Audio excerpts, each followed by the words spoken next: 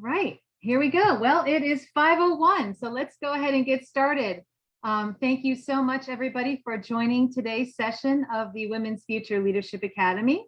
Our topic today is Women in STEM, but really it's all about how to develop a growth mindset that is really a great way to ensure that you can meet those goals that you've set for yourself, whether you are in a STEM career or any other high growth career. So on that note, let's say a word of thanks to our sponsors. Because of these companies, we are able to have this program again this year at no cost to students, and we fully appreciate the partnership of our wonderful companies who are partnering with us and sponsoring our program.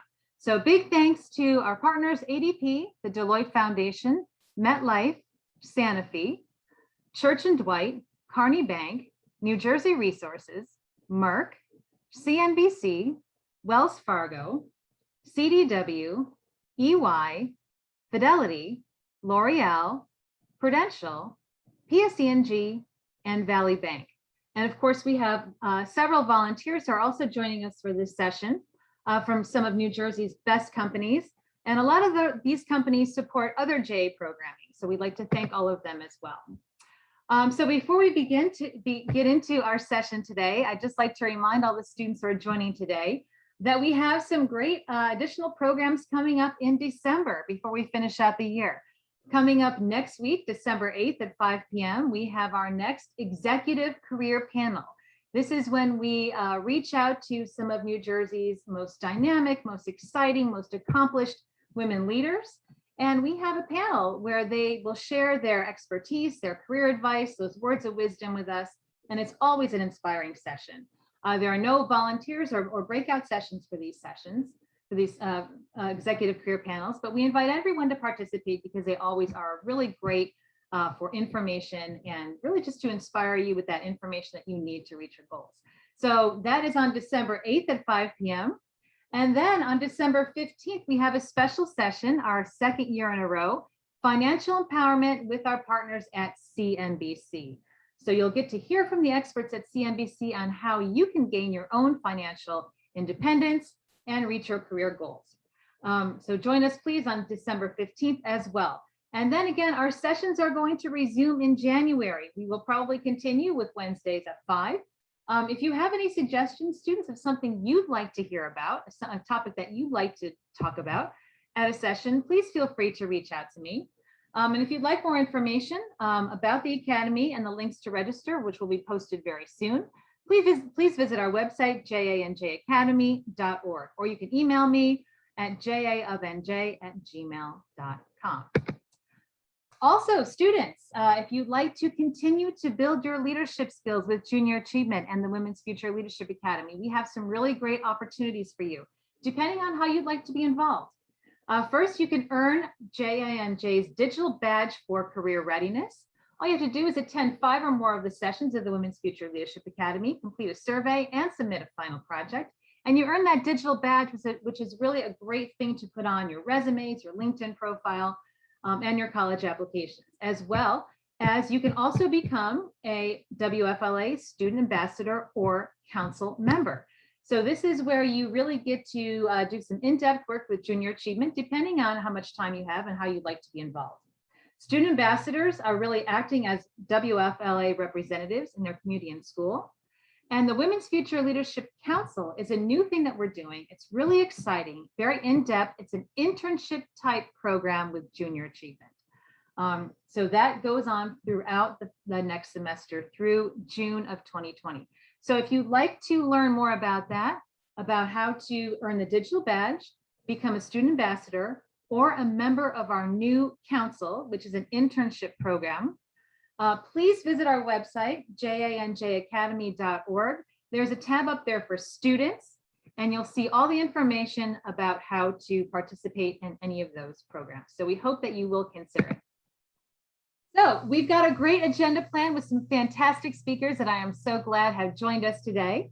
I'm Christy Biedron, giving you your welcome here, as I always do. And thank you again to everybody for joining us. We have some really great speakers. I've asked one of our great partners, Liz Coffey Daw from L'Oreal to say a few words. She's got a really interesting career path, and I'm very excited for her to share that with you. Then we're going to turn it over to two of our college interns who are following STEM career paths at their colleges, Kayla from Rutgers University and Ariana from Princeton University. They're going to talk a little bit about what it's like to be a college student with a STEM major. At 5:30, we're going to go into some breakout sessions where we're just going to have a conversation about how to develop your own growth mindset. And then at 6 o'clock, we'll all come back for closing remarks. So on that note, I'm going to stop sharing my screen. And I'm going to turn it over to our first speaker, Liz from L'Oreal. Liz, welcome. Thank you so much for joining us today.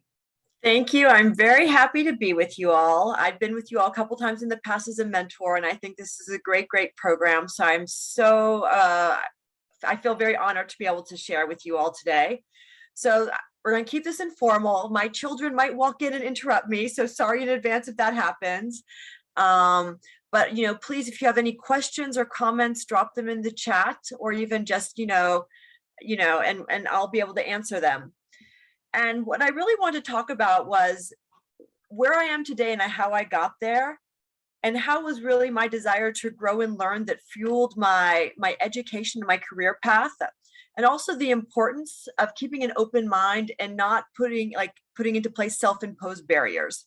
So I'm just going to simply walk you through a little bit my career path, which is a bit atypical, and kind of explain some of the reasoning behind of it. So I was always passionate about science and technology and math when I was in school. So I did do a STEM program in high school, and I really enjoyed it. But then when I went to college, when you're in college, you're still young. I was still exploring a lot of things, and I had the opportunity to go to a university that offered really a huge variety of classes. So there was a lot of opportunities. So I took those 4 years to really explore. I took a variety of classes.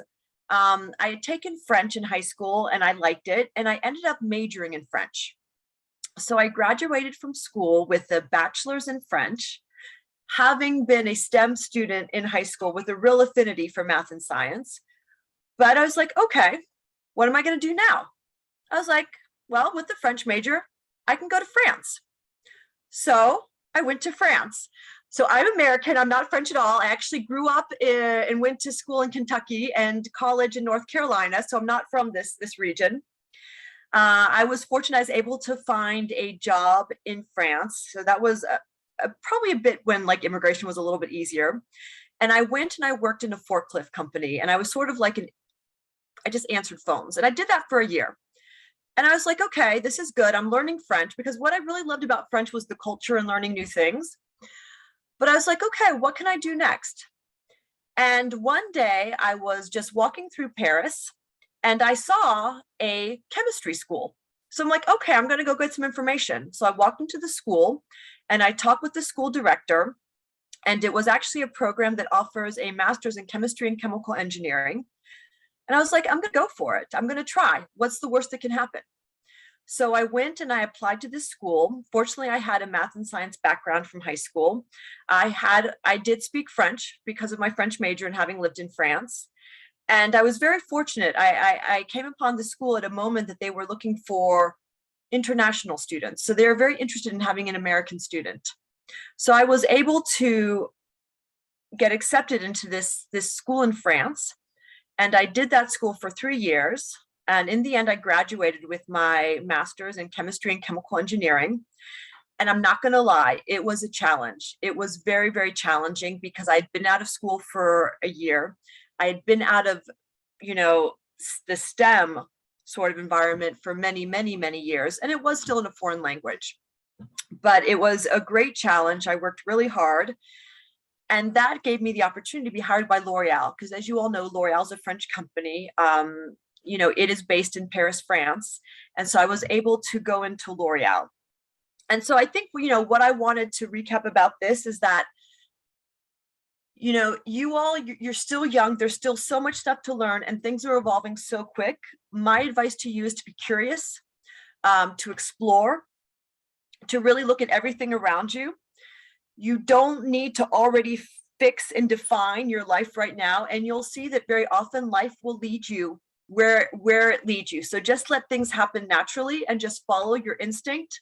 And just also rely on, like, what is your skill sets? What do you love doing? Because if you have a passion for something, you will probably most naturally do it very well.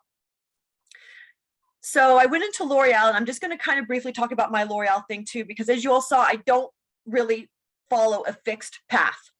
And it's kind of the same at L'Oreal. So when I started at L'Oreal, I was in R&I, which was called R&D back then, so research and innovation. That was super interesting. So I worked on nail varnish. So I formulated all the nail polish for L'Oreal.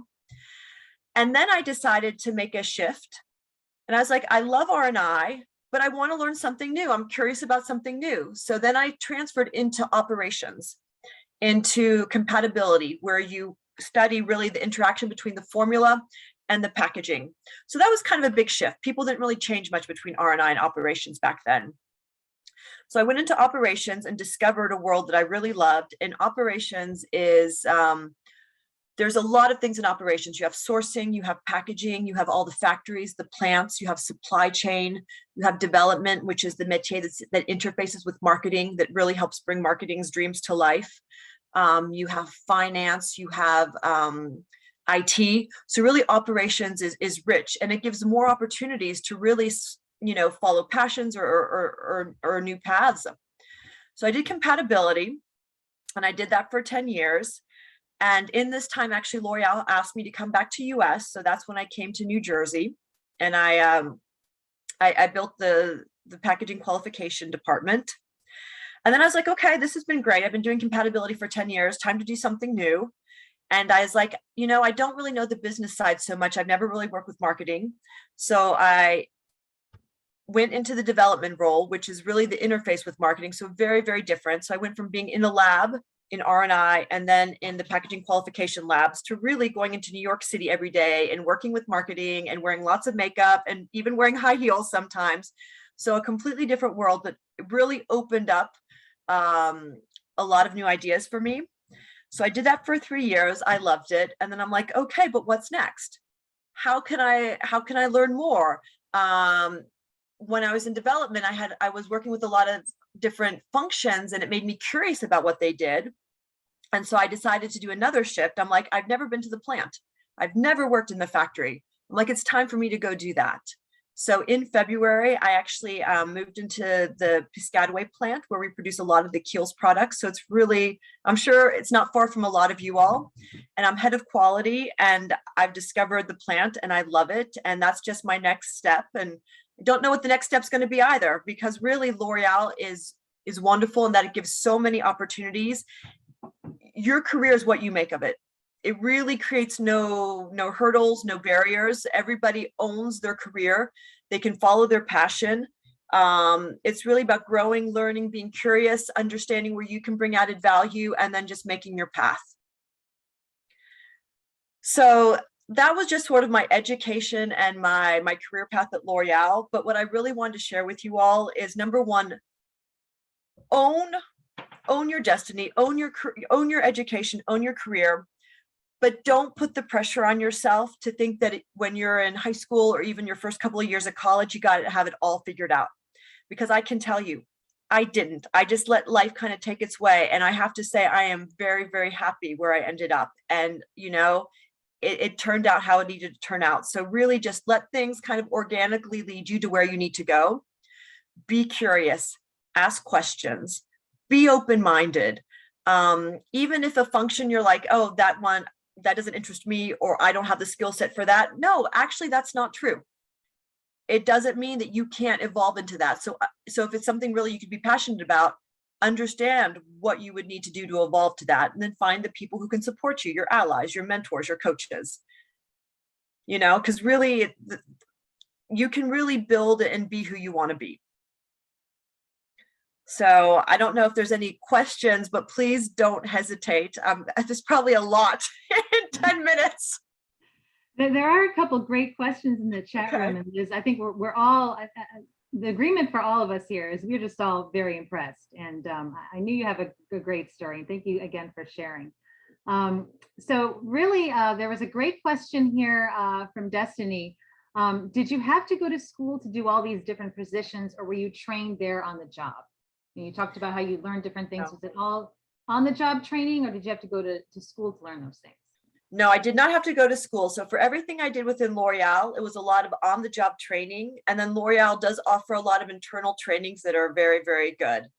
But, you know, to be completely honest, I usually get my training from the experts in the teams. Really, I think people are the biggest resource. Excellent. Thank you for sharing. And since that's such an, I think, an important question, I'll throw that out there to some of our other volunteers from some of our other companies who are joining. Does your, we're talking about growth mindset today. And Liz, you really provided an excellent segue on what we're going to be talking about in our breakout sessions about, being curious, asking questions, being open-minded, and being a lifelong learner, essentially. So do any of our other volunteers, do you want to share, does your company offer training in-house or programs in-house that will help you learn new skills like Liz did? Go ahead, Kim. You have to unmute, I think. Yeah, I've been having technical issues with this whole Zoom thing today. Hi, everybody. So nice to see the faces and all the names. I'm sorry I missed last week, but I work at Santander, and the Santander Bank. They thrive and want the employees to thrive on education and growth factors. They even are very forthcoming with how they want you to advance yourself. So different career opportunities. They put it out there for the employees before they put it out to the public. So when you have a company that considers your work-life balance, considers the fact that they want you to be trained and grow with the company, that's a very important factor when you're looking to your future. L'Oreal is the perfect example. Santander is also. I've worked at many other organizations where you are a worker, regardless of your level. Even if you were a higher management, you were a worker, and they didn't put much into the employees. But when you find a great organization, or you can change the organization with your thought leadership, everyone, you can make that happen too. It's all up to you. So yes, be curious, ask questions. And if you're not a people person, just build the relationships with people. They're called SMEs, subject matter experts. They can help you if you have questions, and don't be afraid to ask that question. No question is too silly, right? And if you don't understand the answer, tell them, say, look, I really didn't understand what you said. Move on and ask again. And then maybe in a different way. So don't be afraid to do that. I will tell you, I was, when I was much younger. Now I'm right in your face. So don't be afraid for that.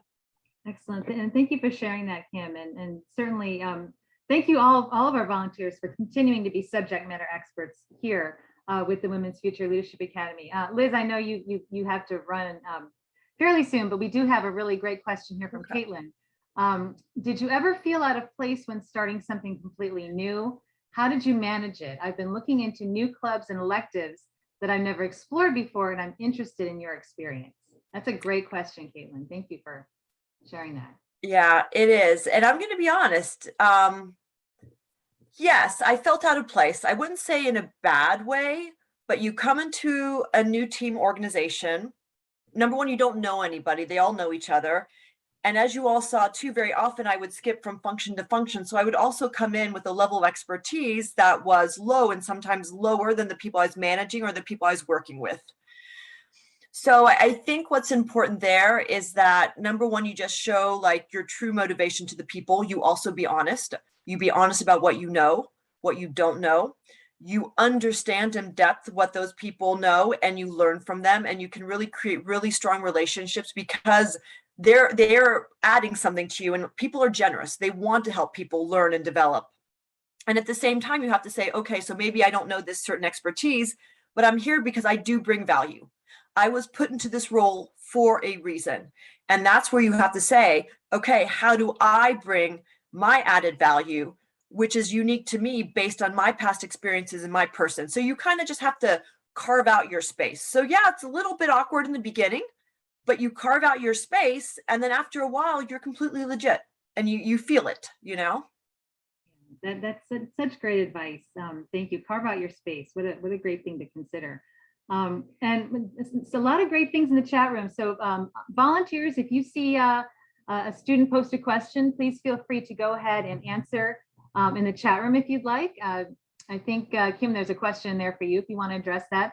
But I'm going to go turn it over to our interns who I've asked to join us today, Kayla and Ariana, because they are both fabulous. They're definitely carving out their space here at Junior Achievement. And they are also pursuing STEM careers in New Jersey's two best institutions for higher learning, Rutgers and Princeton. So I've asked both of them to just say a couple of words. So Kayla, maybe we'll start with you. Welcome, Kayla. Thank you. Hi, everyone. I'm so happy to be here. I'm Kayla, and I work at Junior Achievement on the programs team. So I work on everything from our hackathons, our crack the codes, our coding camps. And a little bit about me is I'm also, like Christy said, from Rutgers University. And my career journey is really interesting. In high school, I started out loving coding, took AP Computer Science, was part of our coding club. And it was something that really interests me. And then as I went into college, I started taking some of those coding classes and simultaneously working at JA.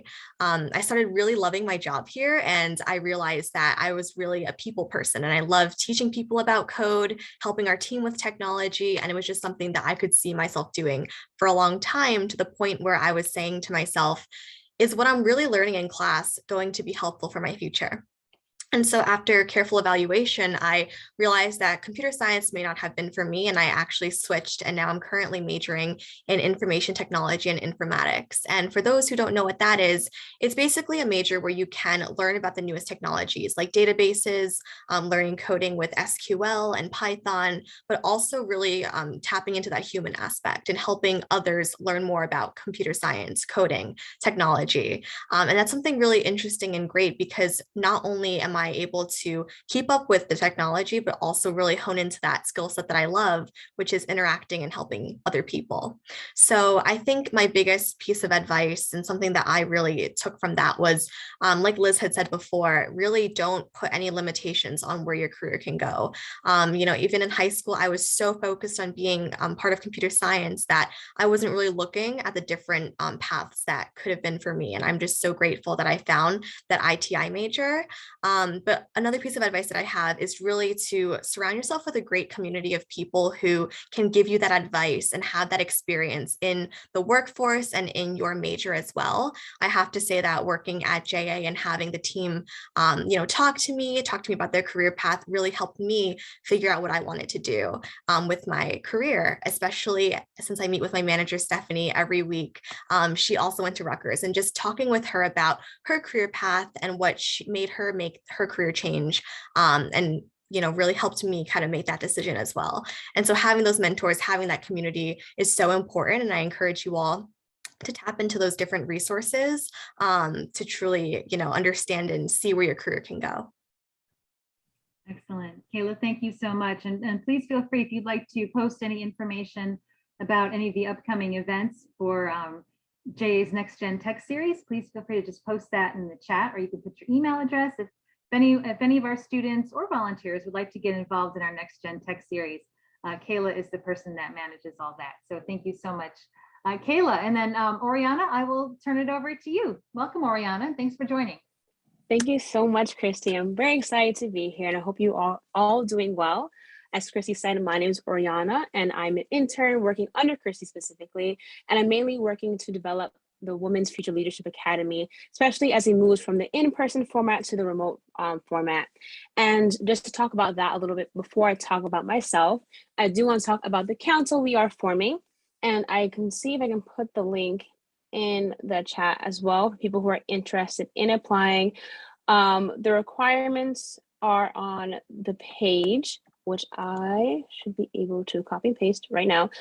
Basically, it's a program we're kind of working to give students here an internship-like experience.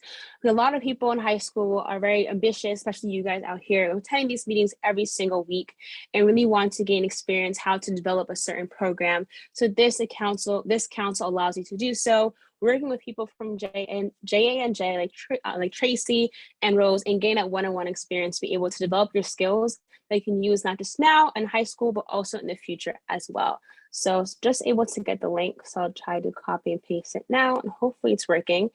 Yes. And any questions about that later, I will be happy to answer them for you. But moving on to talking about myself just a little bit. As Chrissy said, I attend Princeton University. I'm currently a sophomore. And I came into Princeton my freshman year thinking I was going to be an environmental engineer.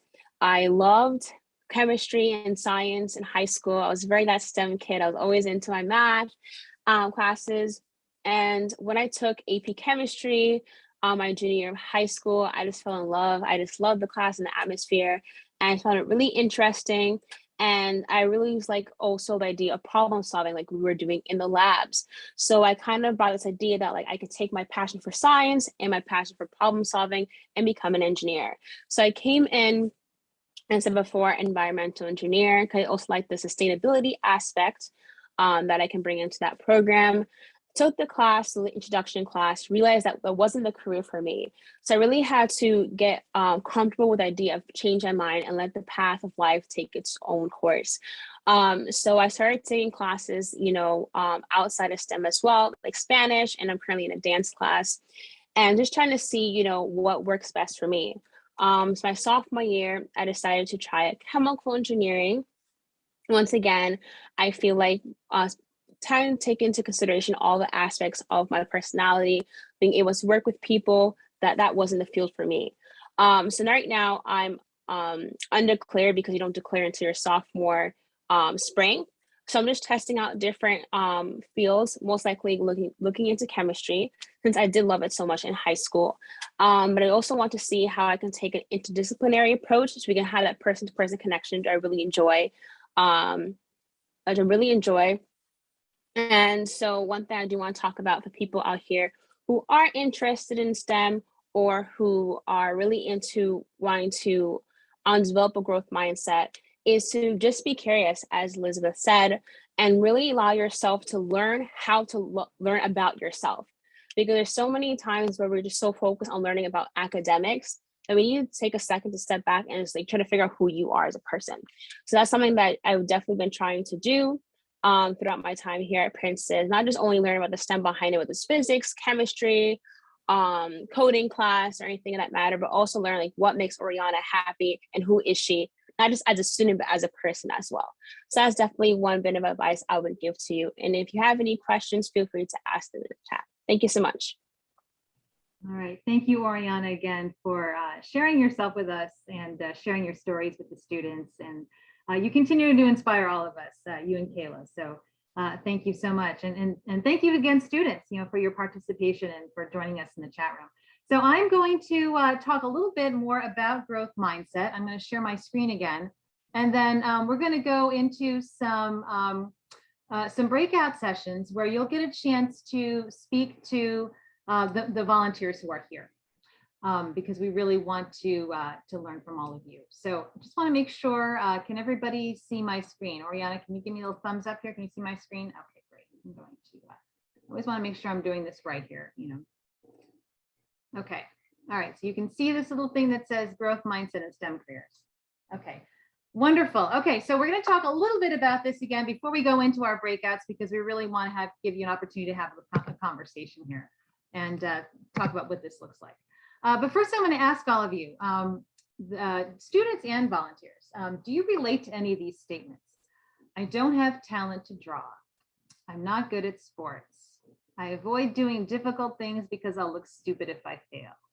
I don't have the right kind of brain to do math. I get angry when someone tells me what I did wrong. So do you ever feel like that? Do any of those statements ever ring true? Maybe not as detailed as that, but something along those lines. So if you ever feel that way, and we all do, right? I felt number 4 my whole life. That means that you could benefit from developing a growth mindset. So let's talk about what that looks like.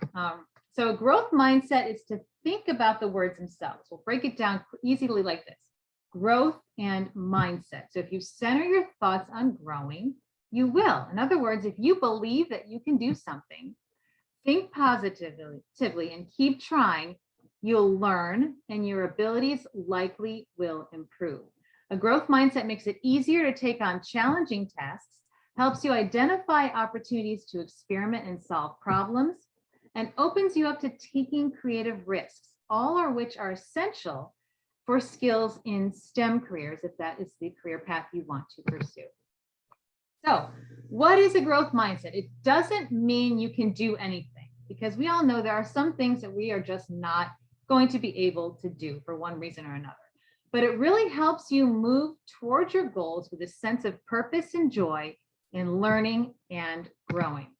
So the difference between a growth mindset and the opposite, which is a fixed mindset in practice. So when we have a fixed mindset, we think to ourselves, I look stupid when I learn something new. When I take a risk, I could lose something.